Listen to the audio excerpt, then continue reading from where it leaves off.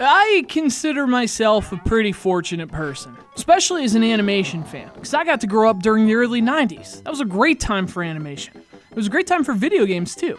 But as a kid, I never understood why they didn't always work together. Like how can there even be such a thing as a bad Ren and Stimpy game? Ren and Stimpy is amazing, video games are cool. How can you...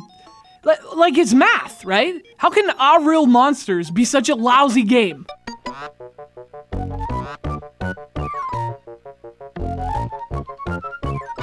Anyway, if you weren't around back then, well, you missed some pretty awesome cartoons. See, in the prior decade, animation had kind of sunk to an all-time low. But then, in the early 90s, Nickelodeon had this crazy idea to let cartoonists make cartoons.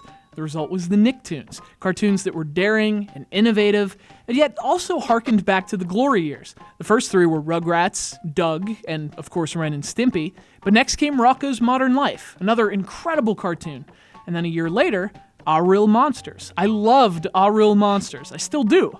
So I take no pleasure in saying, this is a lousy game!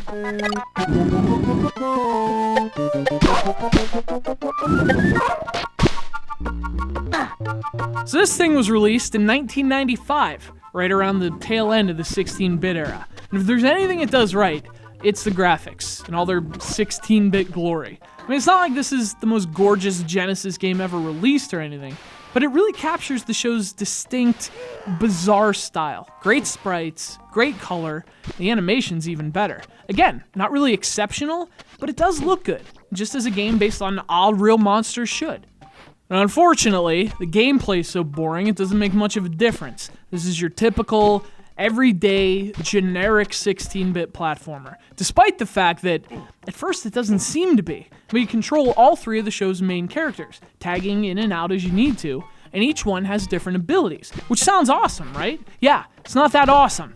See, the gameplay is so unrefined, the differences between the characters just come across as underdeveloped. You know, it's not like Donkey Kong Country, for example, where the characters have these clear and distinct differences. With this one, it's more like, oh, I guess she kind of jumps higher?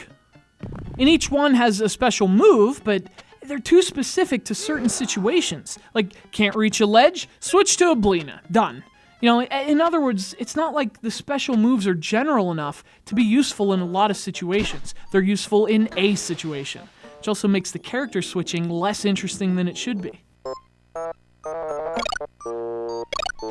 You know, in terms of the gameplay itself, this just isn't a very good platformer. It's often cheap, even more often frustrating. You know, and that's the one thing I don't miss about the 90s. Like, game developers back then were just total dicks. At least in the arcades, it made sense to have a tough game. But when you're making licensed console games this tough, you're not a smart businessman, you're just an asshole. It's Aaahh! Monsters, not Aaahh! Assholes. So the gameplay isn't that great, the controls are a little wonky. You can really tell most of the effort went into the game's presentation, because it does look good. It sounds alright too, but unfortunately that doesn't really make the game worth playing. If you want that nostalgia buzz, listen, just go watch the show. That's actually good and worth your time. That was the good part of the 90s. This is the bad part. You know, it's like boy bands, Furbies, Aaahh! Monsters for the SEGA Genesis. Big thanks to Joseph from Oak Forest, Illinois for sending it to the show.